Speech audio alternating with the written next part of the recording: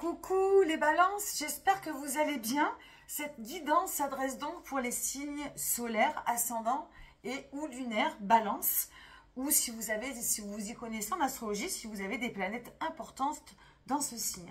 Mes guidances sont intemporelles, à cheval sur juillet-août. Vous prenez évidemment que ce qui résonne, vous laissez le reste. J'invite toujours les personnes à réécouter la guidance une dizaine de jours après. La première écoute, il y a beaucoup d'infos. La seconde, on est plus à même à rentrer dans les cases un peu ce qu'on est en train de vivre. Et donc, on interprète et on comprend les choses différemment. Donc, je vous rappelle, le concept de mes guidances, c'est apprendre à vivre en conscience, apprendre à observer les énergies en soi, autour de soi, pour mieux comprendre ce qui se passe, prendre de meilleures décisions, ouvrir les meilleures portes de notre avenir plus rapidement, vivre dans l'ici et maintenant, mieux comprendre l'autre, voilà, trouver une harmonie, également voilà, activer les petites joies et les petits plaisirs quotidiens qui fait notre vie sur Terre. Alors donc on va faire un focus sur certaines énergies. Vous allez vivre des tonnes de choses. Là je vais vous envoyer donc des pistes de réflexion afin donc que vous puissiez voilà, prendre les éléments dont vous avez besoin pour vous aider à naviguer cet été. Alors on va commencer tout de suite par une observation générale. Qui sont que nous avons. Alors déjà, la guidance, elle est complètement... je crois que vous êtes la 6e guidance, hein, en sachant qu'il y a 12 signes. Et vous êtes la première, le premier signe, avec déjà un petit peu plus d'arcanes majeures. On a 2 arcanes majeures en énergie extérieure. Donc 2 forces, 2 sources d'inspiration assez fortes qui vont vous aider voilà, à maintenir certains caps. On en a 2 donc en énergie extérieure, on a la justice et on a nous avons l'impératrice, donc des énergies très féminines, hein, en sachant que dans la balance, c'est Vénus réside chez la balance, et donc ça voilà, on connecte beaucoup à l'amour, on connecte beaucoup aux énergies féminines, et voilà, on a deux arcanes qui représentent bien et la balance et le côté Vénus de l'impératrice. Bon, ça c'est pour la petite parenthèse astrologique. Nous avons également beaucoup de personnages qui montrent que cet été va être vraiment fort, va être puissant. Vous allez être aux commandes. Alors, c'est un signe qui fait souvent, qui aime faire souvent plaisir, qui a tendance à se fondre dans le nous et moins dans le je. Et là, on a l'impression qu'il va y avoir davantage de récupération pour vous. Vous allez davantage être acteur, actrice de votre vie. Donc, on va essayer de rentrer un petit peu plus dans les détails en commençant par la couleur du tirage. Quel va être le thème, la couleur de cet été? C'est le 9 de Pentacle. Il y a un effet bilan dans la matière qui va être à observer tout au long de l'été. Le 9 de Pentacle, c'est qu'on a abouti à beaucoup de choses, donc peut-être dans le foyer, peut-être dans une entreprise, peut-être dans une relation. Voilà, on a bientôt fini le cycle et on fait un petit peu l'heure du bilan, savoir un petit peu qu'est-ce qu'on a acquis. Pardon, j'ai un petit chat dans la gorge. Qu'est-ce qu'on a acquis? Donc, je rapproche un petit peu la carte. Si la vibration est basse, ça peut être l'impossibilité à passer un certain cap, l'impossibilité à faire le deuil. Voilà, il y a comme après le 9, il y a une transition, une renaissance, quelque chose de nouveau qui va apparaître plus dans l'esprit. Et donc, voilà, le 9 peut être souvent bloquant, peut être souvent une impasse. Donc, je vous invite vraiment à vérifier si vous êtes, voilà, si vous êtes plutôt dans cette transition ou si au contraire, vous vous sentez plutôt dans une impasse. Attendez, je vois un petit peu. Voilà. Excusez-moi. Donc, on va commencer par le mois de juillet avec l'énergie extérieure dominante, c'est le fou. Donc, il va y avoir cette sensation, ce mois de juillet, de vous jeter dans le vide, à corps perdu, en confiance, pour gagner en liberté, en indépendance, comme une envie de vivre profondément, intensément, comme pour ressentir, comme pour sentir que vous n'avez qu'une vie. Il y a vraiment l'idée du grand saut, de vous jeter un peu à corps perdu, mais avec la confiance, en sachant que vous allez être récupéré en bas. Évidemment, ça, c'est l'énergie extérieure. C'est ce qui va vous aider peut-être à vous libérer de vos chaînes, peut-être ce qui va vous aider à vous libérer de la matière, de ce qui peut-être vous bloque actuellement. Cette envie de liberté, cette envie d'intensité, cette envie de vous jeter coûte que coûte dans un vide absolu, mais ce vide qui représente la liberté. L'énergie intérieure, c'est le roi de Pentacles. Donc on est, voilà, on se sent en sécurité, on a réussi à obtenir certaines choses, voilà, qui nous sécurisaient, qui nous faisaient du bien. Hein, donc on est toujours dans cette heure un petit peu du bilan. Là pour le coup, vraiment l'énergie intérieure, il y a du confort. Il y a du confort, il y a du luxe, de la volupté. On est bien, on est assis, on est sécure, on est bien voilà, dans son foyer, dans son travail. Il y a quelque chose d'assez sécurisant. Pour autant, si l'énergie est basse, il y a justement cette envie de sécurité, cette envie de confort. On se sent en manque, incomplet. Voilà, peut-être besoin vraiment alors peut-être d'être en couple, peut-être d'avoir un travail, peut-être d'avoir une maison, un foyer. Il y a peut-être donc ce manque. Et encore une fois, cela rejoint un petit peu le thème de cet été qui est un petit peu l'heure du bilan dans la matière. Donc où vous choisissez, enfin vous choisissez pas, mais où vous observez la vibration basse, où vous observez la vibration plutôt haute. En ce qui concerne la vie sentimentale, 10 d'épée. On est arrivé au bout de quelque chose. Le 10 d'épée, c'est la mort symbolique de l'ego. C'est-à-dire que vous êtes arrivé à terme de prise de tête, peut-être de certaines trahisons, de choses qui se sont faites dans votre dos. Alors, ce que je n'espère pas, bien évidemment, mais j'y vois plutôt un mal pour un bien. Il y a toujours, de toute façon, un mal pour un bien. Dans les jeux de cartes, les jeux de tarot, il y a toujours une vibration haute, une vibration basse. Et si vous êtes en vibration basse, la vie, elle est faite de nuages, de pluie. Eh bien, voilà, le but est de renverser la vapeur et de favoriser la vibration haute. Et tout le monde en est capable. Donc, dans cette vie sentimentale qui est soit à vous-même, soit si vous avez un petit copain, une petite copine, une femme, un mari, un homme, une famille, des enfants. La vie sentimentale, c'est l'énergie d'amour et d'amitié qui circule à travers soi-même et à travers les autres. Là, il y a vraiment quelque chose, voilà, qui vient à terme pour renaître. Après, le 10 d'épée, c'est l'as de coupe. L'as de coupe, c'est les sentiments, c'est justement l'amour. Donc, vous avez peut-être compris qu'il y avait peut-être, voilà, il y avait un terme à toutes ces prises de tête, un terme à cet ego, et que derrière tout ça, il allait naître quelque chose de nouveau, de vibrant, de positif, et qui va peut-être donner naissance à de nouvelles relations, et de nouveaux amours, et voilà, à observer. C'est plutôt pour moi un mal pour un bien. Dans la vie matérielle, on a le 6 de bâton. Le 6 de bâton, le 6 c'est la symétrie. Le 6, c'est aussi l'enthousiasme. On est heureux de vivre, on est bien dans sa peau, ancré, on a confiance.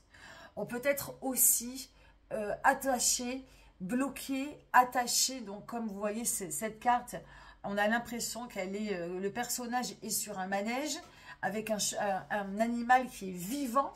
Donc, elle se sent un petit peu bloquée autour d'elle-même. Le 6, c'est où on est prêt à partager. Donc, le bâton, c'est la créativité, l'instinctivité, la vitalité, donc où on est prêt à partager, ou au contraire, on est plutôt auto-centré dans un espèce d'égoïsme, et en fait, on n'arrive pas à partager, on n'arrive pas à s'ouvrir, on n'arrive pas à produire. Donc, dans la vie matérielle, eh bien, ça va de pair. Soit on est justement dans un enthousiasme, c'est l'été, il fait chaud, on est dans le partage, on a envie de faire des choses avec les autres, etc. Ou bien, on est au contraire, on n'arrive pas quoi. On n'arrive pas, on est bloqué, on ne sait pas pourquoi, on n'arrive pas à s'ouvrir, on n'arrive pas comment dirais-je, on n'arrive pas à trouver de l'énergie, hein. Le 6 de bâton, c'est également l'énergie vitale, l'énergie au fond de soi, et on ne la trouve pas pour communiquer, pour sortir, pour faire des choses avec les autres. Donc voilà, à observer si toutefois vous ressentez cette énergie. Alors voilà, ça c'était pour le mois de juillet. Maintenant, on va balancer sur le mois d'août. L'énergie extérieure, ce qui va venir vous inspirer pour le mois d'août, c'est la tempérance. La tempérance, c'est la réconciliation, c'est la guérison, c'est la spiritualité, c'est les voyages intérieurs, c'est la prémonition, c'est évidemment la modération, mettre de l'eau dans son vin, arrondir les angles. En fait, il va falloir, et la tempérance, ça peut être également hein, ce signe de la balance. D'ailleurs, vous avez la justice qui représente aussi votre signe, mais tempérance pourrait aussi représenter votre signe. Voilà, ce côté à toujours faire plaisir, à ne pas brusquer les gens, à arrondir les angles, à tempérer. Hein.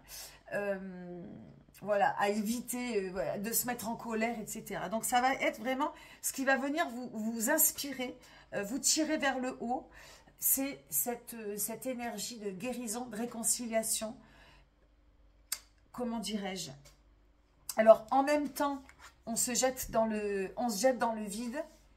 Au mois de juillet, on a envie de vivre intensément. C'est ce qui va venir vous sortir un petit peu de ce qui va vous faire avancer, clairement. Parce que là, il peut y avoir un blocage dans la matière. Quelque chose qui fait que vous avez beaucoup de choses, mais il vous manque encore un élément. Et cet élément, il vous fait stagner, il vous fait bloquer. Hein, on peut être dans ce confort, mais on peut être dans ce manque de confort. Alors, est-ce qu'il existe dans la matière ou au contraire, est-ce que c'est plutôt quelque chose de fou, quelque chose qui n'est pas palpable, qui n'est pas tangible, quelque chose qui est intérieur, de trouver cette liberté de pouvoir être qui vous êtes? Je le vois plutôt comme ça.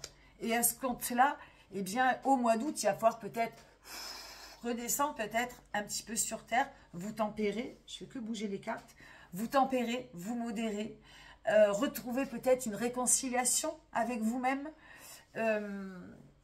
entre cette envie de vertige et de vertige de vivre, hein, bien sûr, et la réalité. Donc, à observer, évidemment, pour le mois d'août. En énergie intérieure, pardon, on a le cavalier de coupe. Donc, il y a cette envie le cavalier, donc il est en transit.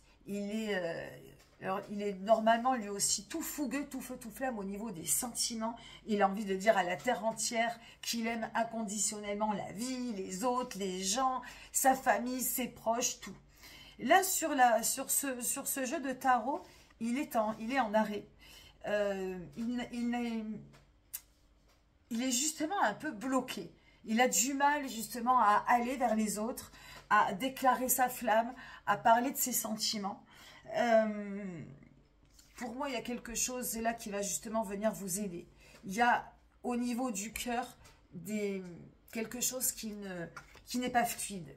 Il y a un courant qui n'est pas fluide. Alors peut-être que c'est vis-à-vis de la matière, vis-à-vis de ce manque, d'un manque de quelque chose que vous croyez qui est palpable. Mais en fait, je pense que le problème, il vient de l'intérieur, il vient du cœur. Et cet arcane et cette énergie extérieure, c'est ça qui va venir vous inspirer.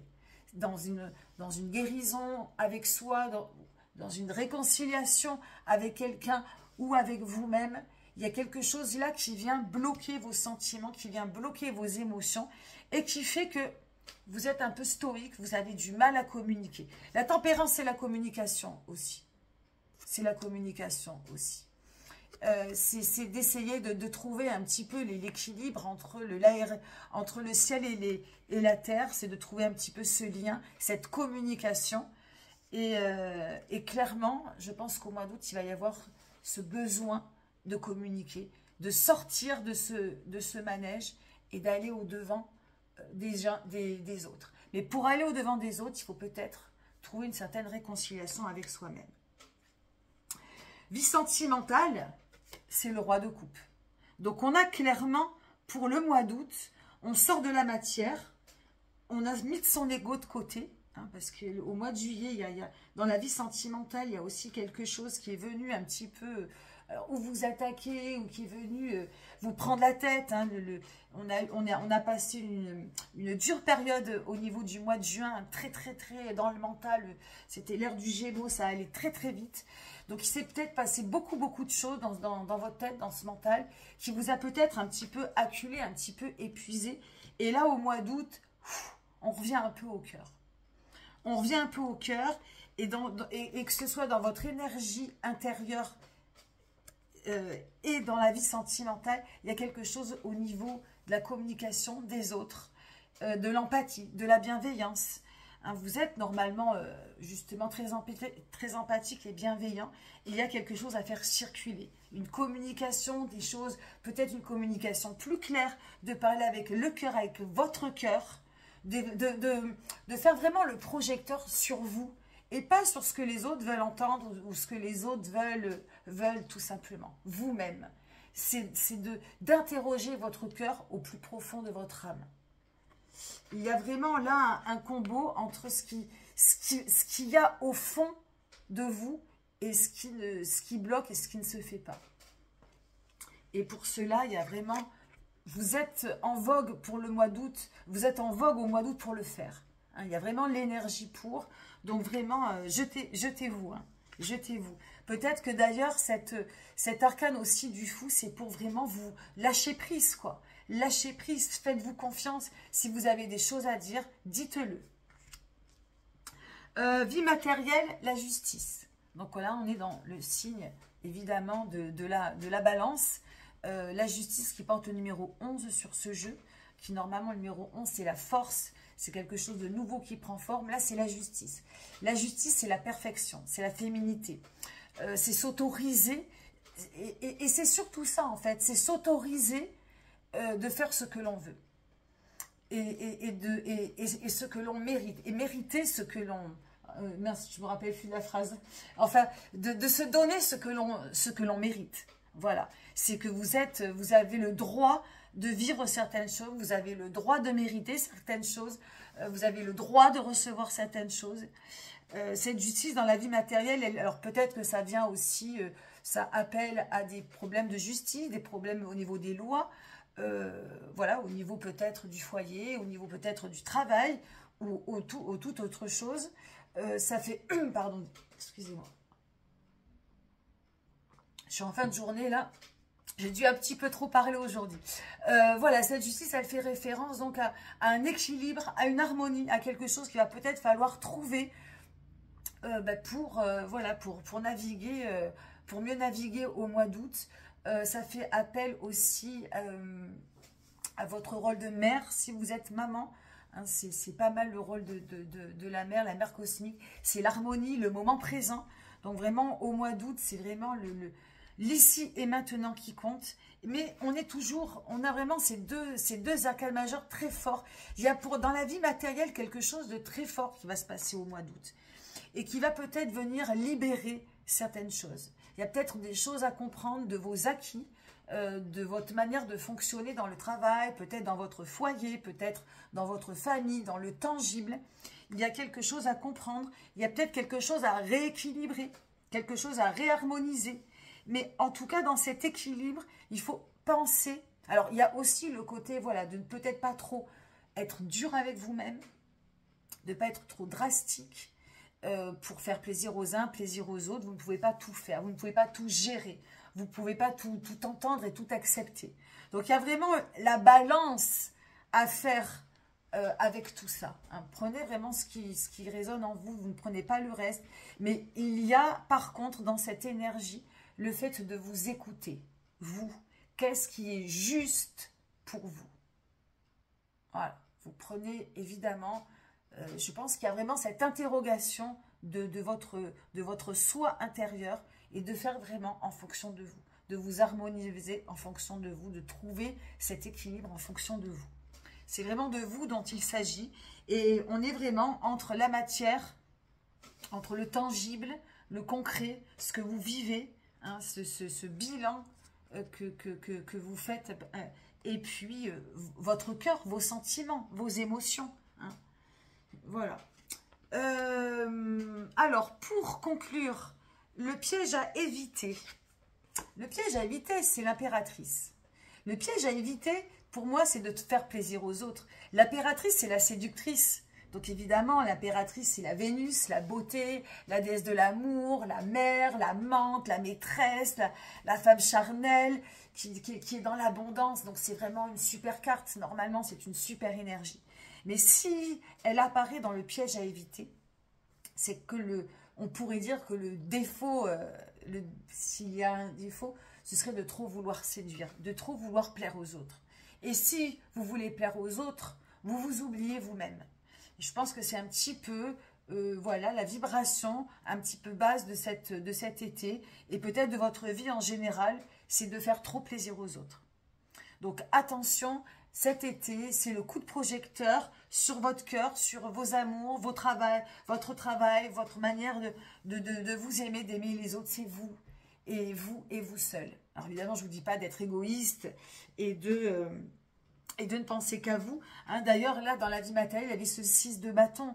Ce 6 de bâton qui est entre le trop partagé et peut-être pas assez. Hein, il y a peut-être cet équilibre-là à trouver, mais qui est vraiment tout au long de l'été. Donc, le piège à éviter, c'est voilà, de vouloir trop faire plaisir aux autres. Je ne dirais que ça. Et l'attitude à adopter, on est dans le cavalier de bâton. Alors c'est marrant parce que il y a comme ça une espèce de binôme avec le cavalier de coupe qui lui aussi est figé un petit peu, il n'arrive pas à communiquer. L'attitude à adopter avec le cavalier de bâton, c'est l'ancrage, la confiance en soi. Le cavalier de bâton, il a confiance en lui. Le cavalier de bâton, il est ancré. Le cavalier de bâton, il est bien dans sa peau. Le cavalier de bâton, il a envie de produire, il a envie de créer. Voilà, il a vraiment... Il va d'ailleurs couper. Hein, les cavaliers dans ce jeu, ils sont tous fixés à un manège. Mais l'animal sur lequel est soudé le manège, il est vivant. Et l'animal, lui, il ne veut pas rester soudé. Il veut bouger. Il veut transiter, il veut évoluer, il veut sa liberté. Donc il y a pour moi l'attitude adoptée, il y a des chaînes à rompre, évidemment hein, en toute tempérance, hein. Il y a des chaînes à rompre, il y a vraiment cette envie vraiment de retrouver une liberté, de trouver une réconciliation, de trouver quelque chose de libre, d'ancré, mais pour cela il faut vous faire confiance, vous écouter et vous faire confiance. Voilà mes amis Balance que je peux vous dire pour cet été.